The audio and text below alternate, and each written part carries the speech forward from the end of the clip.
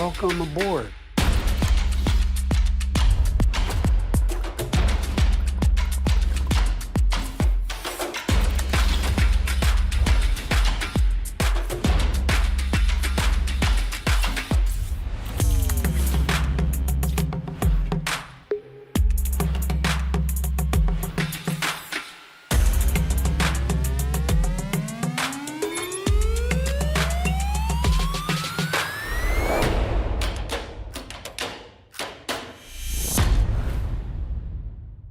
Welcoming to the stage Axios Pro Tech Policy Reporter, Ashley Gold.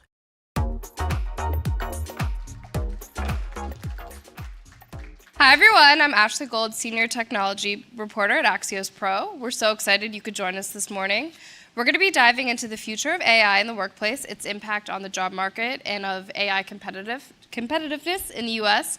We have a great lineup of leaders this morning, but before we get going, we're going to hear from the President and CEO of TechNet, Linda Moore.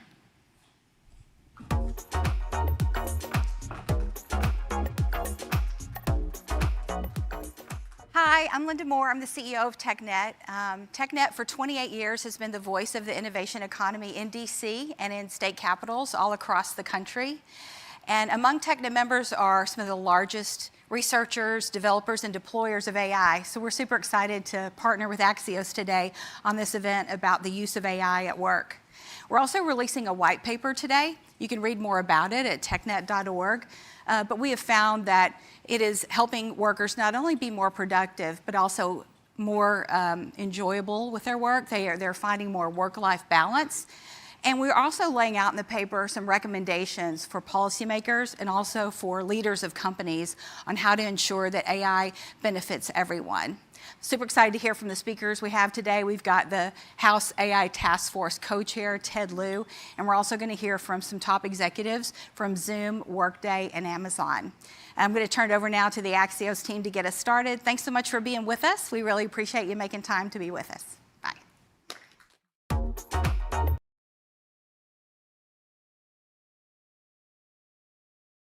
Welcoming back to the stage Ashley Gold. Our first guest is the head of U.S. Public Policy at Workday. Please welcome John Sampson.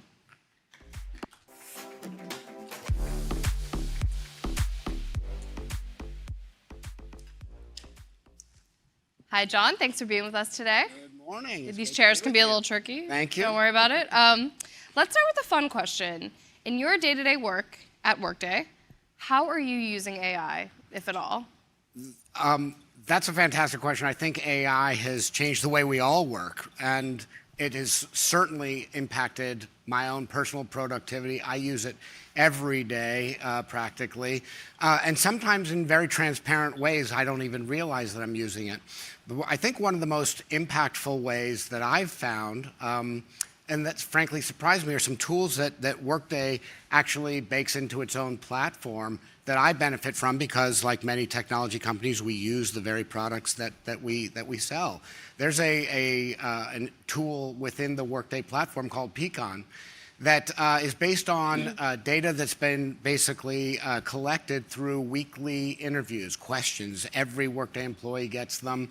And look, nobody fills out a weekly survey, but over time, enough people do fill it out that it provides me insights into how my team is feeling, right? Are they happy? Why is that valuable to me? Because it enables me to be a better coach, a better mentor. I can make stronger inferences about how I can be a supportive manager to them. So, I get a report that says this is a training that we think that you benefit from. This is an area where your team is craving a little bit more support, or where we think you need to pay a little bit more attention. So AI has really changed the way that I am able to be a more effective manager. That's awesome, and that's just one example that kind of helps you be better as a manager and sort of from an HR perspective. What about the sort of nitty-gritty of your job, talking to policymakers, both on the federal level and on the state level? Are you using AI at all to sort of help you prep for those conversations or anything like that? Absolutely. We use those tools to organize our thoughts, to prepare, sometimes to help us prepare remarks, to come up with real-world examples of that help us illustrate. We are big believers in the power of AI to amplify and maximize human potential, and we believe that fundamentally it will change the nature of what it means to be a human at work. And so what we try and do is communicate to policymakers our deep-seated belief in the importance of AI, and so that we can help them appreciate the importance of ensuring that we continue to innovate, right? That there is a role for smart, measured, proportionate regulation. But we want them to understand just the competitive potential, the geopolitical aspects of it. And so a lot of what we do is, in communicating with policymakers, is help them understand that delicate balance between responsible and smart regulation and promoting innovation. And take us inside one of those conversations with a policymaker. Are you doing demos for them of AI applications that Workday has? Are you sort of trying to help them understand from like a real world example?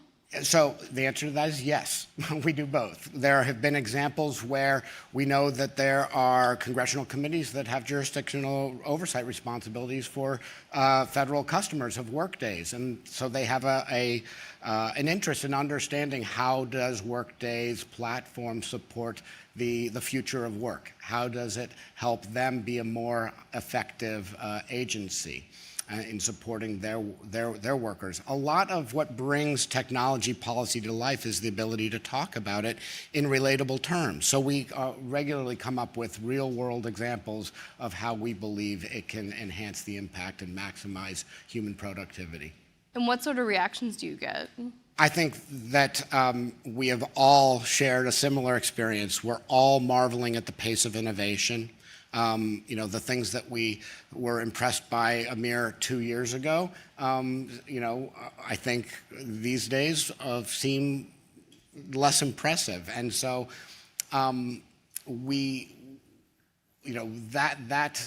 that's where we really focus, is on trying to help them understand the state of the art today, understand where it's going, right? And we've talked about this, that right now, at a federal level, policy making around AI, at least from Congress, is kind of deadlocked. We saw a lot of action from Congress last year, bipartisan working groups on both the Senate and House side working on AI.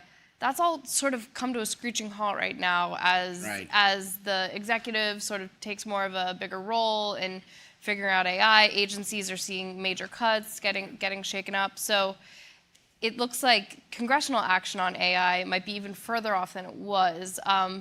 What's your take on that, and why have you started focusing on the states more than anything? Well, I wouldn't be doing my job today if I didn't acknowledge the great work of one of your next guests on stage, Representative Ted Lieu, and the work that he did with Congressman Obernolte on the AI task force. They effectively created a very, very deep, rich roadmap for the approach that Congress can take. The question of whether, I don't want to be a cynic about this, we believe that there's some great opportunity for Congress to act, but we go where we talk to those who want to talk to us.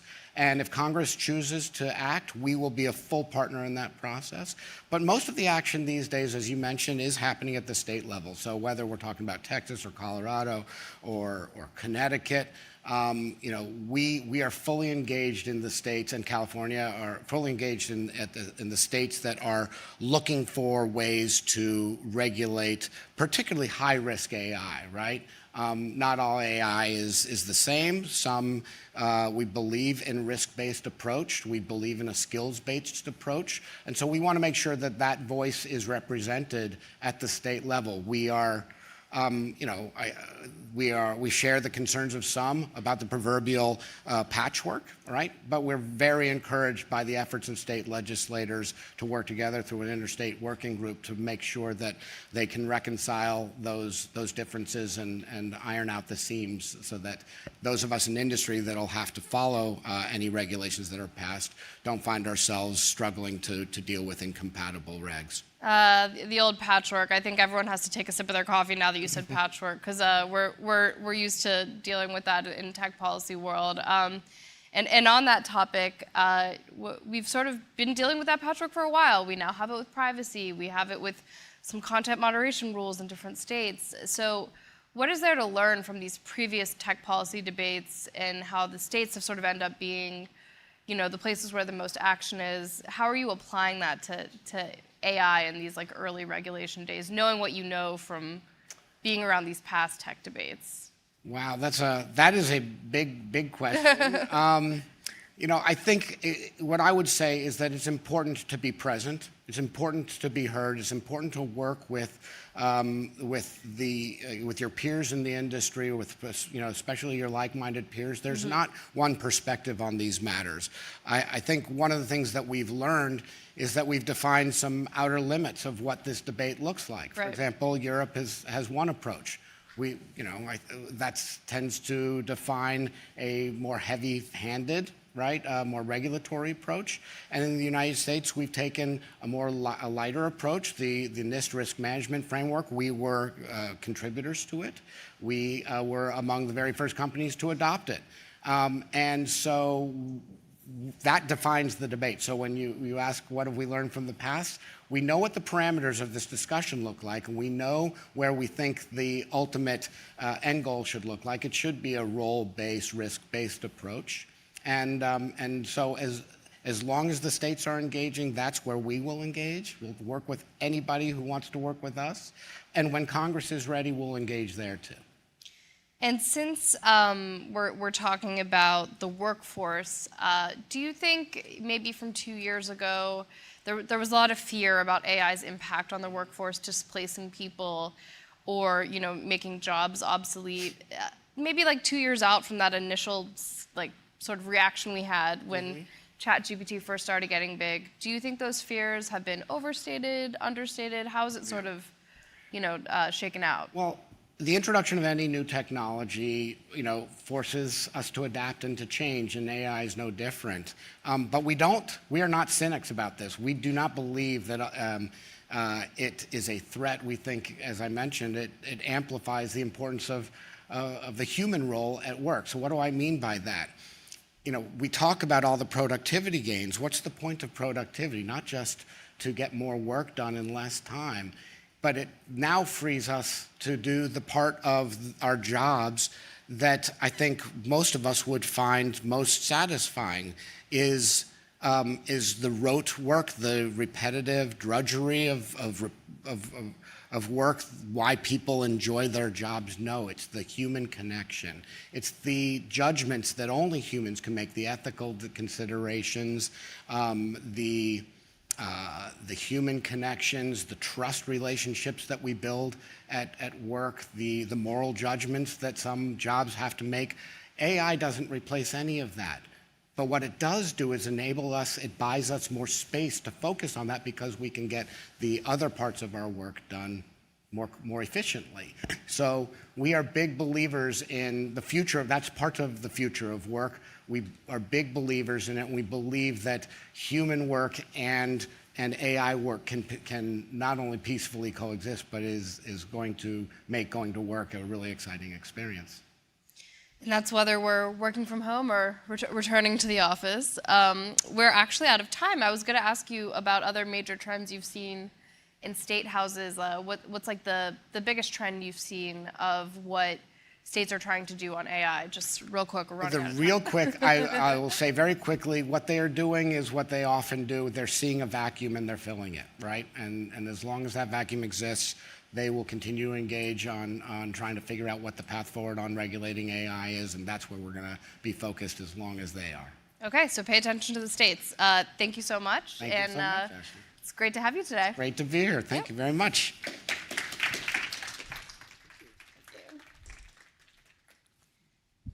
Now, our next guest is the Vice Chair of the House Democratic Caucus and is a major leader on AI policy on Capitol Hill. Please welcome California Congressman Ted Lieu.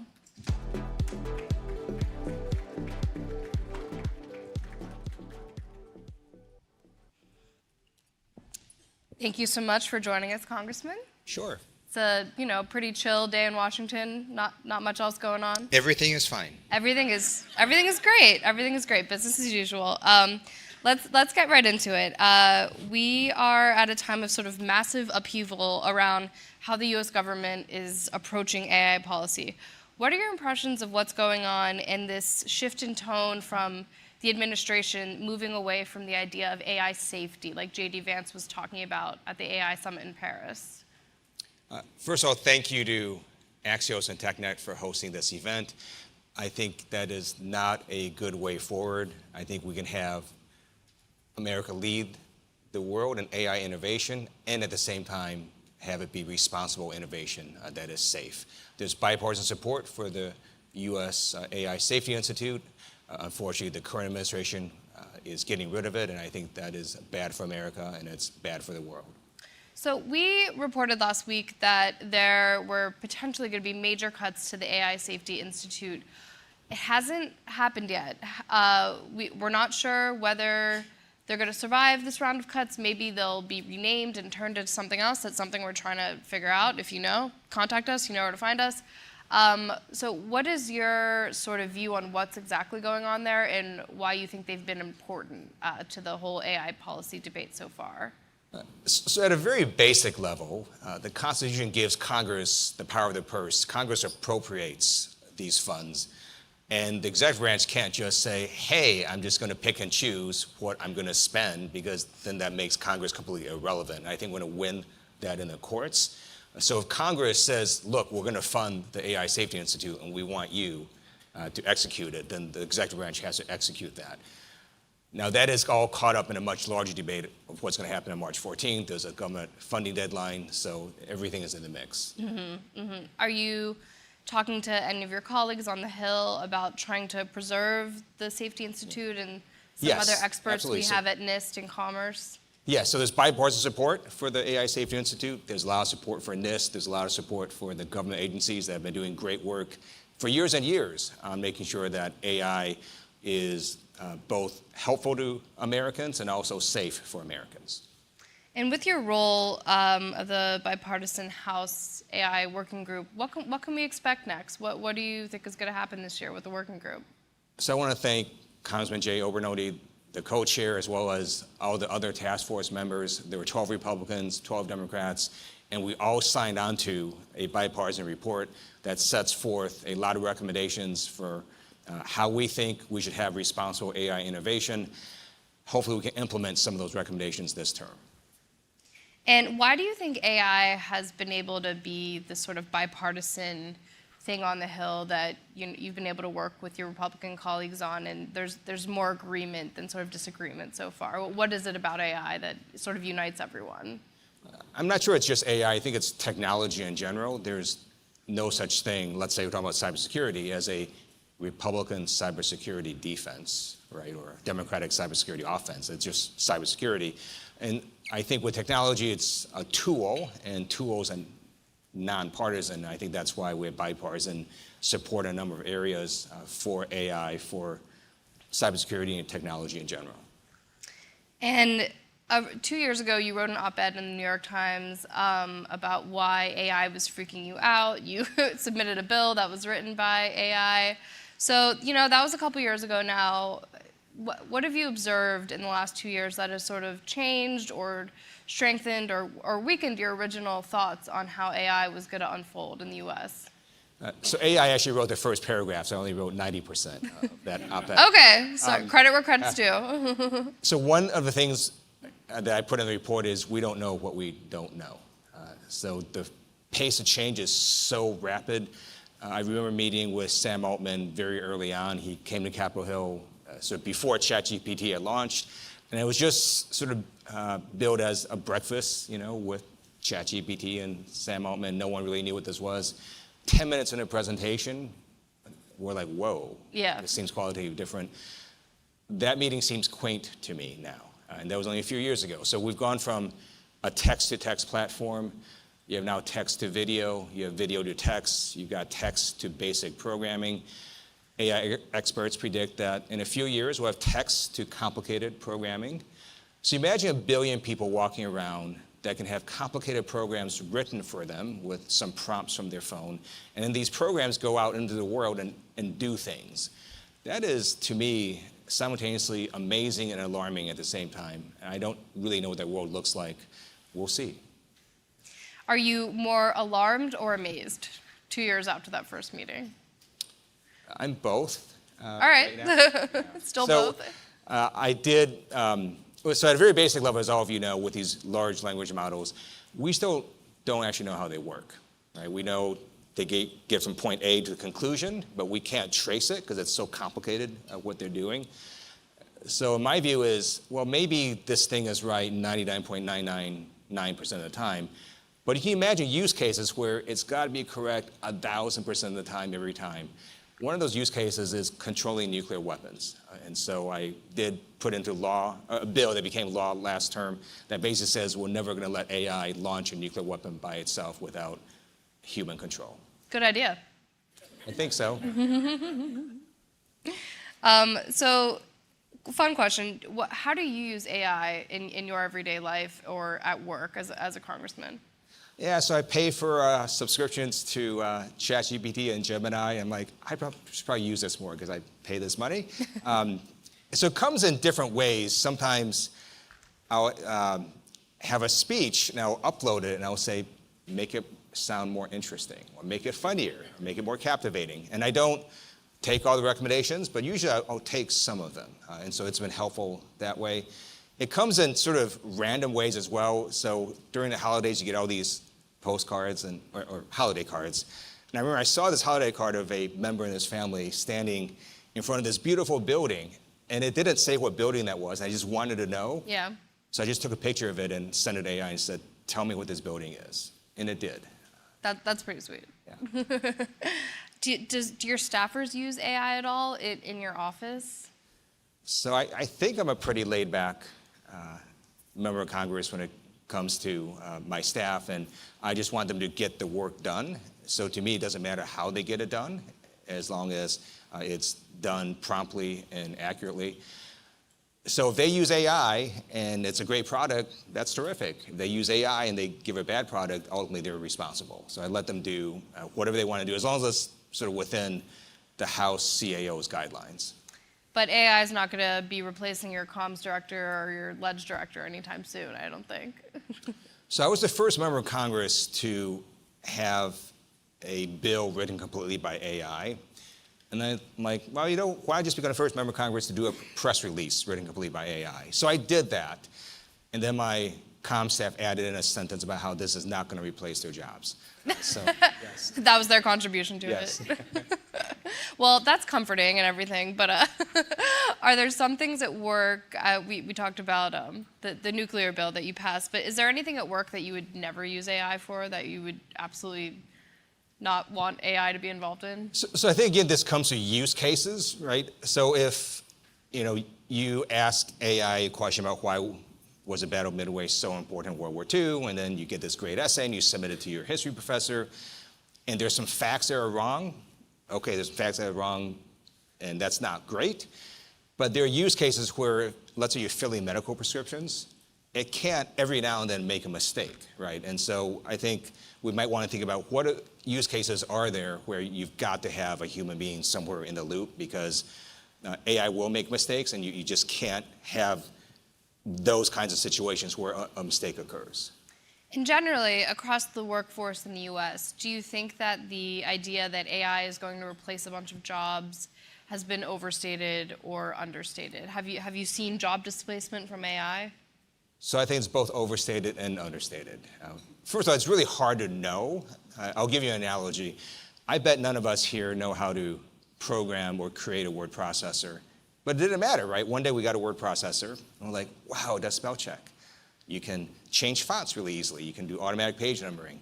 So over time, we saw less secretaries, but some of the folks that really helped were folks who had spelling weaknesses, right? Took that weakness right off the table. So my sense is the folks that AI is really going to help are maybe a bunch of non-technical folks that never could have done these amazing technical things in the past, but now get to do them because of AI. And then they can take this technology and use it in innovative, creative, amazing ways. Really hard to know who those folks are. And we're running out of time, but if you could give the new administration one sentence of advice on AI policy, what would you tell them? Balance. I think the American people want balance. There's no reason to be extreme either way. Okay, and on that note, that's all the time we have. Thank you for talking to us today. Thank you. Thank you.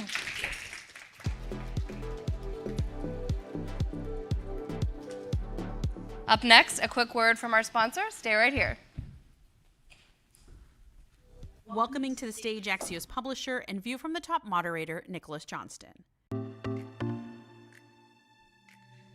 Good morning, everyone. I'm Nicholas Johnston, the publisher of Axios. Thank you so much for being here today. We couldn't do anything without the support of folks like you who wake up and join us, especially if you're a subscriber to Ashley and Maria's Tech Policy newsletter. Also, everything we do at Axios wouldn't be possible without the support of our partners. So huge thanks to TechNet for making this important conversation possible. And I'm very excited to welcome to the stage from one of their member companies, Amazon, Amazon's Director of Global Robotics Manufacturing and Technical Operations, Erica McCloskey. Erica, welcome to the Axios stage.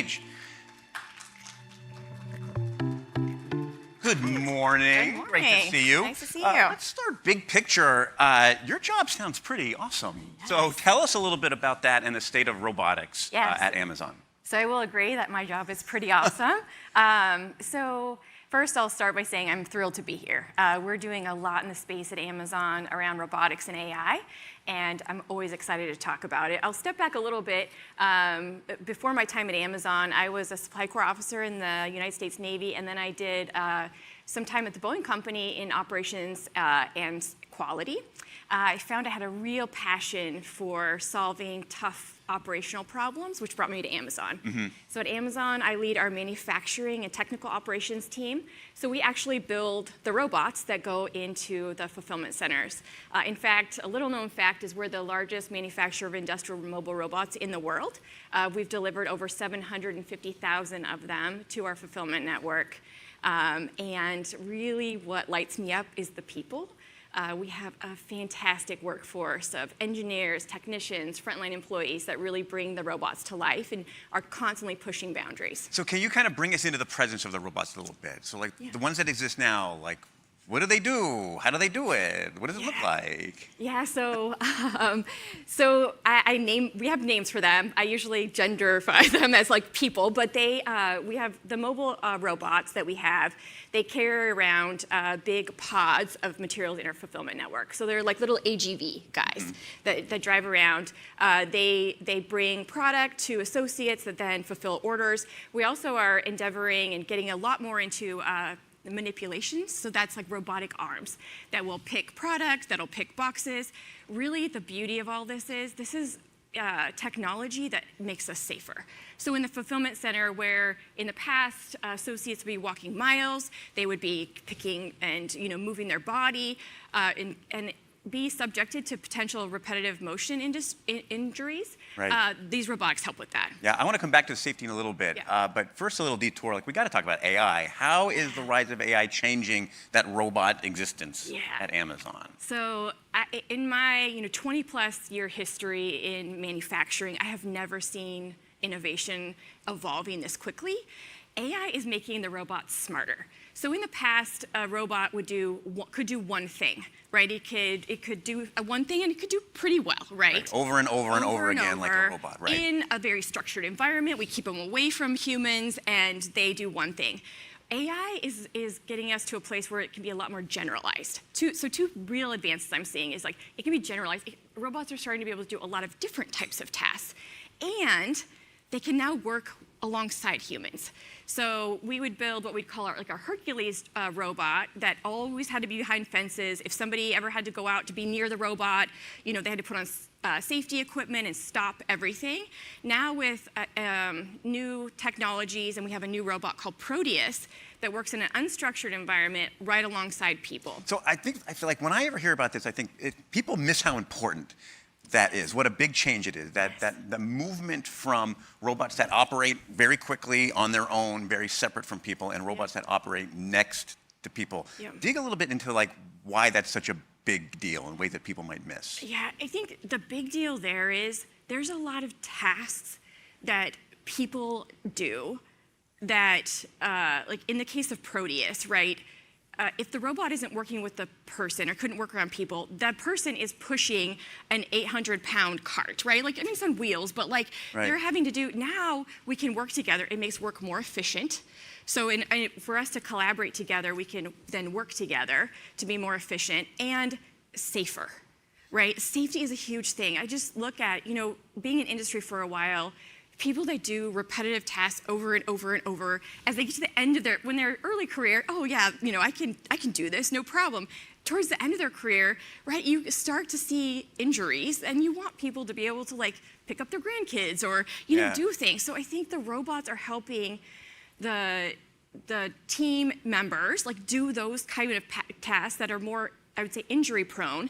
Then it changes their job to be like, now I get to solve the tough problems and these great, like, fun jobs. Right.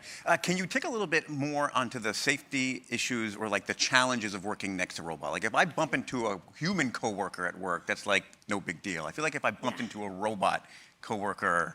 Yeah. So so in the case of Proteus, as I've been like, working at Amazon and seeing the evolution of it, we take safety so seriously, so that the robot knows. Yeah. So that's the difference, is like the robot's not going to bump into you. It has little eyes, it can see, it will alert, it stops, and we've tested it first in our labs for, years. And then we start to test in the early phases. We deployed the robot in 2023 in a fulfillment center in Nashville. And when we first were deploying, you had 2 people walking along with the robot. Like, we're not going to just send them out into the wild, right? It's like the safety is so important. But with AI, it can detect, this is a person. I need to like alert and move. This is a package, right? This is what I need to go do. So you get this really great symphony. It starts to solve those problems about how to have a very heavy metal object next to people made out of humans. Yes. Right? Yes. I guess. But then one question that always lies under every conversation about AI and robotics, especially, is like the impact on human jobs. Yeah. Give me your perspective on what it means for like the human workforce and stuff. I love that question. I think I am really excited about the future and the future of work. I mean, my operation alone, where we build all of the robots in Massachusetts, all of those jobs exist because of technology, right? And we're seeing more and more of those jobs. We just opened a fulfillment center that is like our most automated in Shreveport, Louisiana. That'll be about 2,500 associates. So it's really automated, but 30% of those jobs are higher skilled. So it's people that are maintaining their robots. So there is, what I've seen, we've delivered 750,000 robots over the course of last 10 years. And in that time, we've hired hundreds of thousands of associates. So it's like, they're just working together, right? We deliver more, we deliver faster to customers, we get more work, it requires more people. It's a growing workforce, but then I guess also an evolving workforce. Yes. To build 750,000 robots, you probably need a lot of people to figure that out as well. So to continue that progress and to navigate these challenges of safety, so like how can people in the room help? Like, so here we're in Washington, D.C., policy on AI and robotics is a big thing. What are you looking for? I think for me, there's 2 things. One is safety standards. Like anyone who works in my world in manufacturing, you ask anyone, safety is number 1. So if like the technology isn't safe, if AF's not safe, then we're doing something completely fundamentally wrong, and we just stop. So like safety has to be paramount, and there has to be safety standards. I think the other thing is like we need to be able to iterate and evolve and trial in a safe environment, right? So we've got, Proteus, like I mentioned, it's in working on what we call our outbound docks. We have other use cases, so it's really important that we continue to be able to test out our technology, evolve the technology, so we can really move the needle. So I think it's like the 2 pieces of this are a framework for safety, but also the space within that to innovate, to keep trying to get to the next piece of that. So we're about to run out of time, and actually I'd like to end on one fun thing. Okay. And so if I'm talking to a robot scientist, it's got to be one cool robot thing, like blow our mind, what's over the horizon, what's in the secret lab that's coming in the world of robots. Yeah, so my mind's going to two things. Well, I'll start with the first. I think mobile manipulation and humanoid is close. I think it's closer than we think. And robots. And when you say that, you mean like that's a human robot and that can, hanging out with us? That can like manipulate and do a lot of things. And I already have a to-do list in my house about what my humanoid friend is going to do. The first of which is clean toilets. So I think that's not too far along. Robots cleaning toilets. Yeah, That's yes. the cool thing, all right? And the second thing, I mean, that's kind of just a fun thing. I really think we're going to see an evolution in our workforce. I think it's going to blow our minds. I think we underestimate the power of our frontline workers. And so what I mean by that is like what I'm seeing, as opposed to maybe 10 years ago with some technology evolutions, we're asking for their feedback. We're involving them in the technology. Their jobs are changing, but they're helping us to evolve the technology quicker than we ever have before. They can do it. I promise you, like they are up to the challenge. Our workforce can do it. And I think by taking their feedback, it then improves their jobs, it improves the technology, and I think work is going to look very different 10 years from now. I can hear the excitement in your voices, and I'm excited too. Erica, thank you so much for being here. Thanks to TechNet for making it possible. We're going to get Maria, my colleague, up here to continue the conversation.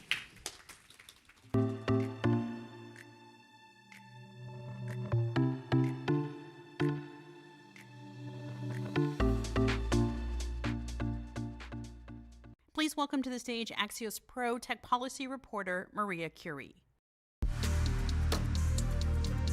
Hello, good morning, everyone. Thank you so much for sticking around with us. Very excited for our next guest. Please help me in welcoming him. He is the Global Head of Public Policy and Government Relations for Zoom, Josh Kilmer.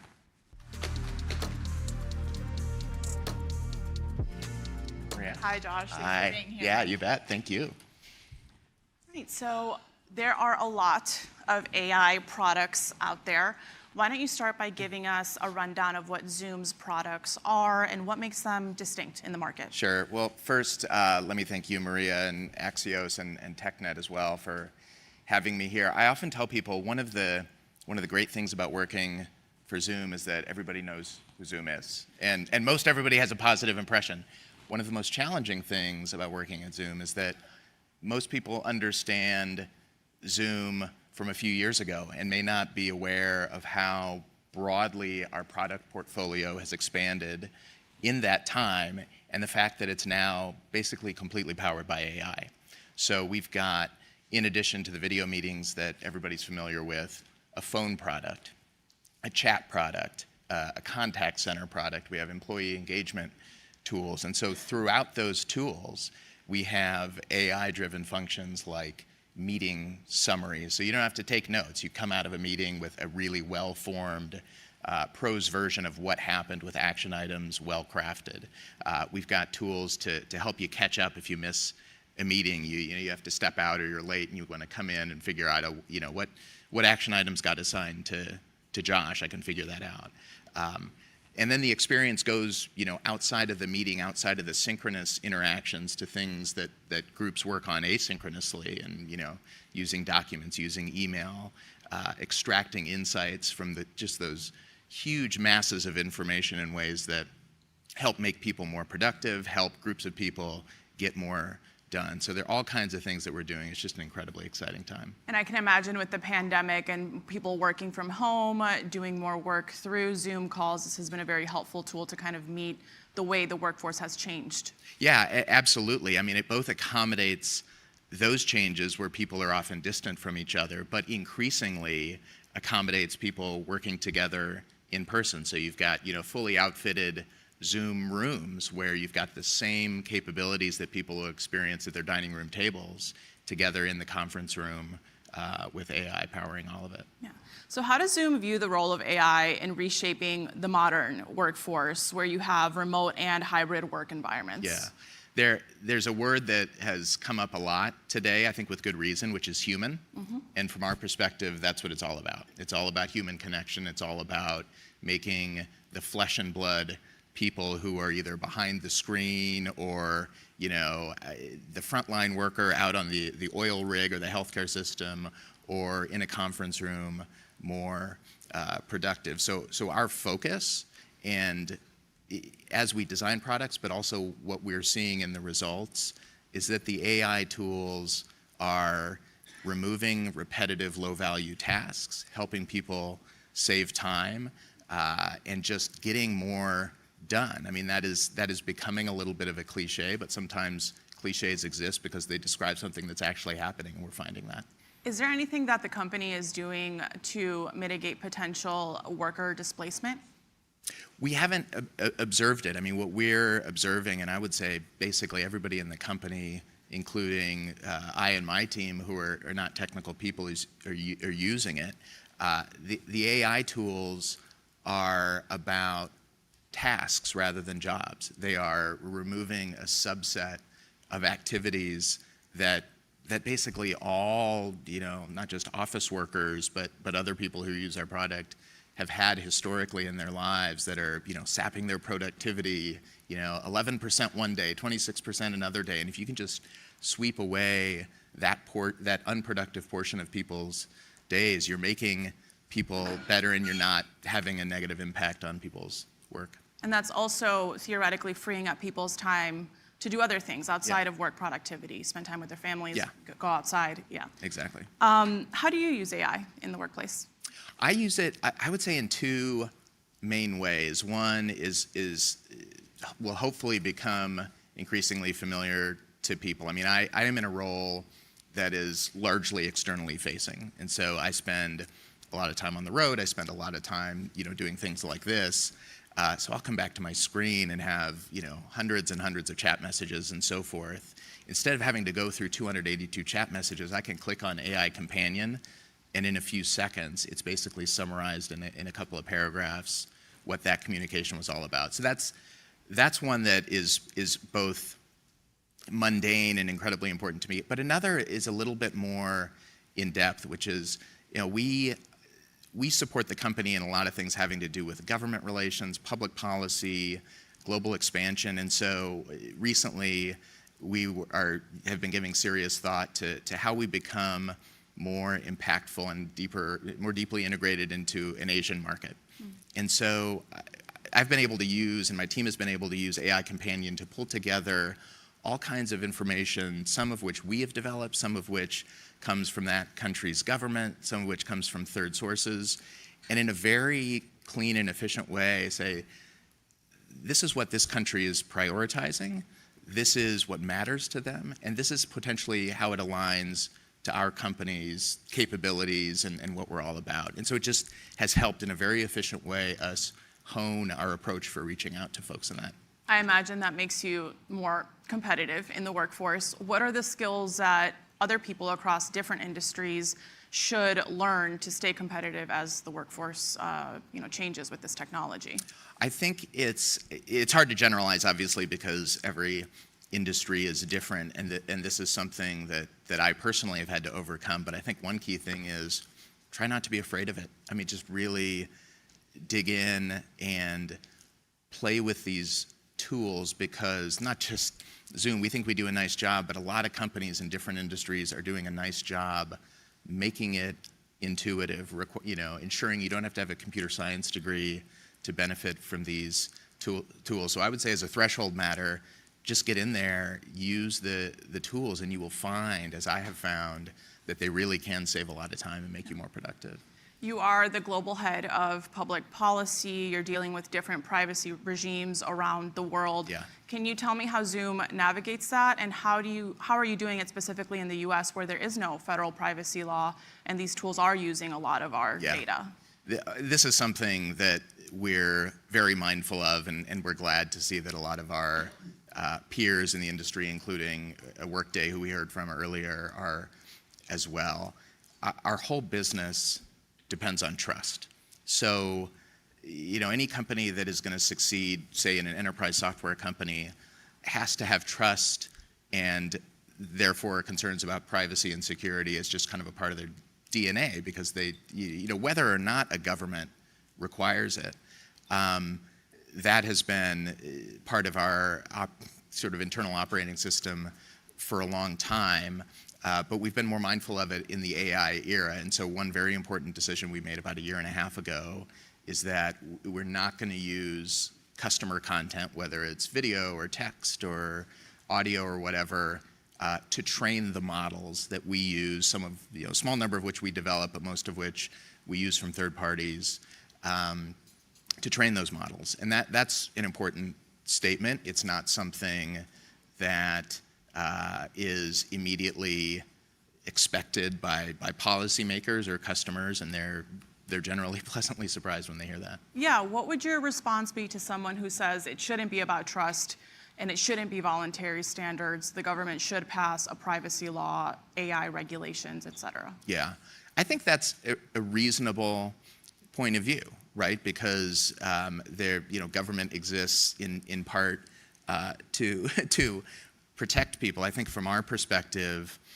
we see a lot of different ways of doing it successfully. There's a role for thoughtful, narrowly tailored, binding legislative rules in a given market. There's a role for companies and industry to be a part of developing standards. And so there's a continuum of formulas for this that we think can be successful. The key, though, regardless of whether you're in Europe and they have one instinct, or the United States and they have another instinct, or wherever, from my point of view and our point of view is that we're a partner to governments, and we're listening to them, we're listening to our customers, we're being a part of a solution. That doesn't mean we're agreeing with everything that they say, but we're just trying to be thoughtful about the risks that people have identified and find narrowly tailored ways of addressing them that still enable all of the innovation that we want.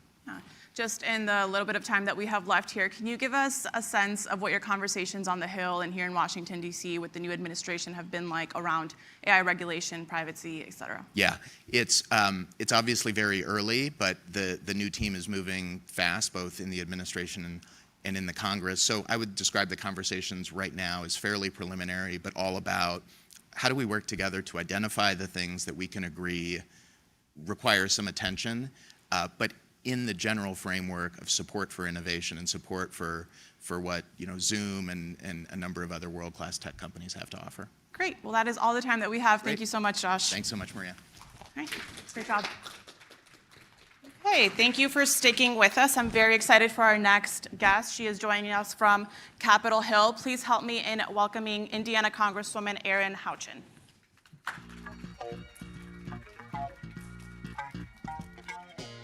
Thanks for having me. All right. So, Congresswoman, you are new on the Energy and Commerce Committee, and you came from the Financial Services Committee previously. Could you talk to us about how your work on the previous committee has been informing your work now? Sure, particularly with AI. I was on the AI working group for financial services, so we spent some time having meetings with stakeholders, with regulators, and Republicans and Democrats together, trying to see what our AI strategy should be in the financial services sector. Continuing on to that, as we are working through energy and commerce, I know you're just speaking about data privacy and other things, and that's certainly going to be in the jurisdiction of the Energy and Commerce Committee. Had dual jurisdiction with financial services in the last Congress. I do expect that we'll see some data privacy work coming out of this Congress. Okay. Do you have a sense of timing on that in terms of when we might see legislation? Someone asked me yesterday what I expect, and right now I expect the unexpected in Congress, but we've got to get through reconciliation. We've got to get through our appropriations. Our committee work is going to be focused on that for the foreseeable future.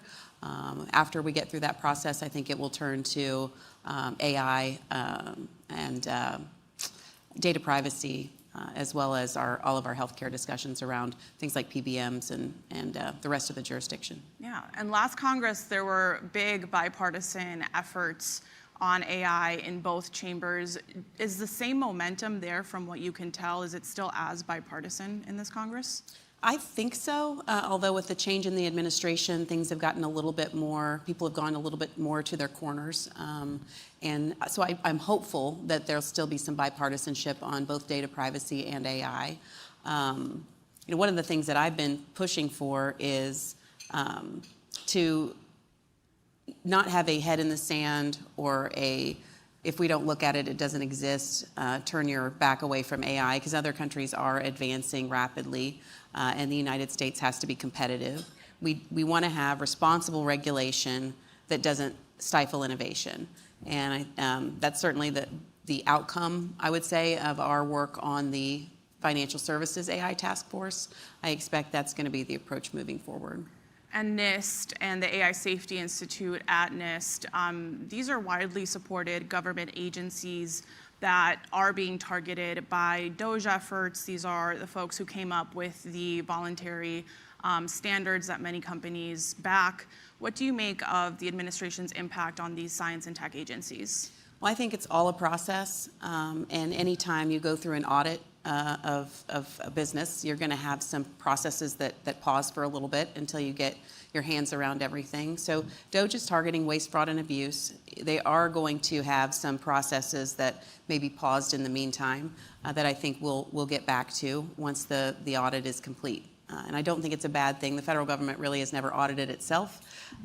So some of this is new to all of us, and we'll get through it. Yeah. Do you have any concerns that might hurt the U.S. competitively against China and internationally overall? I mean, we're already pretty far behind. I visited Abu Dhabi. They're all hands on deck to move forward with AI as well as digital currency.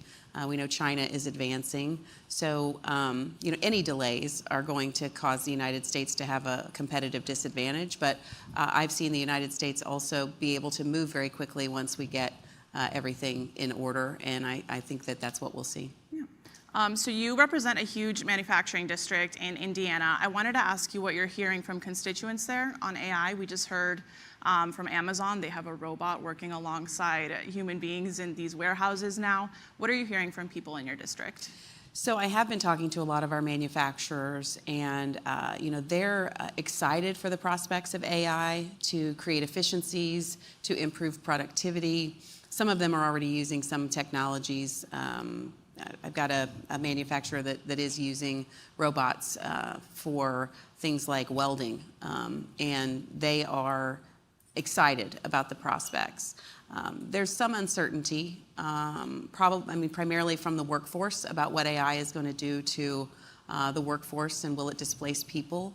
I don't see it that way. I think it will just make us overall more productive, turning these technologies internally to find efficiencies. I think, and if we can do it faster, we can do it better, more streamlined. I think that's what AI brings to manufacturing, and I think it'd be an overall net positive, and that's the message that I'm getting from home. And do you think enough people are taking advantage of AI now and how it can enhance productivity? I think there's still some fear about AI, and so it's probably the adoption rate is not, up to where we could maximize productivity, but there is still a little bit of a fear. People are starting to catch on. It reminds me, both with cryptocurrency, digital assets, it reminds me of when we had the advent of the internet and people were a little unsure of what that would mean, and we were more afraid of it than leaning into it. And we're sort of in that limbo period where people are just starting to play with AI to see how it could be beneficial to their businesses, and there will be a little bit of a trial and error until people figure that out. But the more people lean in, I think the more we will see our increases in productivity, and that will help the United States be more competitive worldwide. Should the government play a role in educating these folks about AI, training them, helping them, use these tools? I would leave that up to the private sector. I think the government's role is to provide, responsible guardrails, maybe create a sandbox for new technologies to be tested, and before they're unleashed, to just make sure that they're going to be safe for consumers and their data is going to be protected, and that it won't be a nefarious product. But overall, I think I would leave it to American citizens and their business counterparts to study what they think will work best for them. I don't necessarily think it's the role of the government to educate on that front. I think it's the role of the private sector to figure out what works and put it into practice. So a kind of safety net for workers is not something that you envision the government necessarily stepping in to provide? For like retraining of people? Sure, or for if there are job displacements, should the government have some sort of safety net for those folks? We already have a safety net for that in our unemployment programs. There's a number of those programs that exist already that are already focused on a changing workforce and helping our communities adapt to a changing workforce. I wouldn't expect to reinvent the wheel on that. I think that if there is some displacement that isn't able to be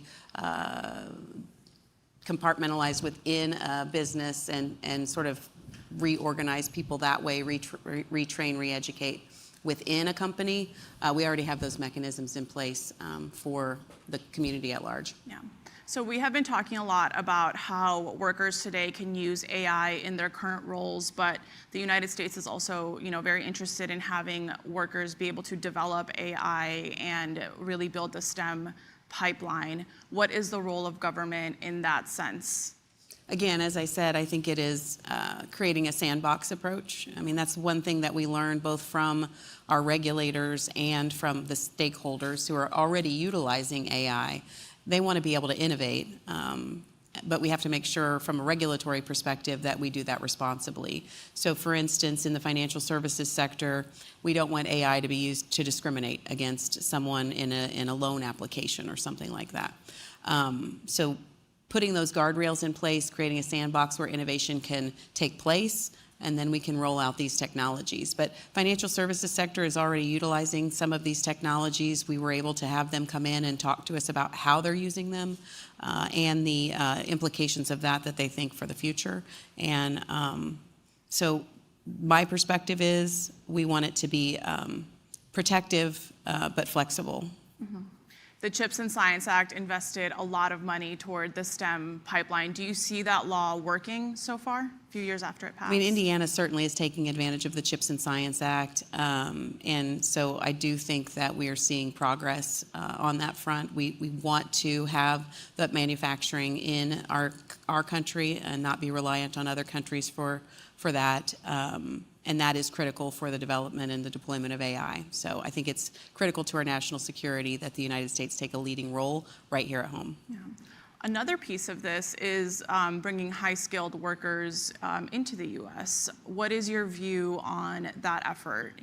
Boosting the domestic workforce, but also attracting, foreign talent and retaining them here.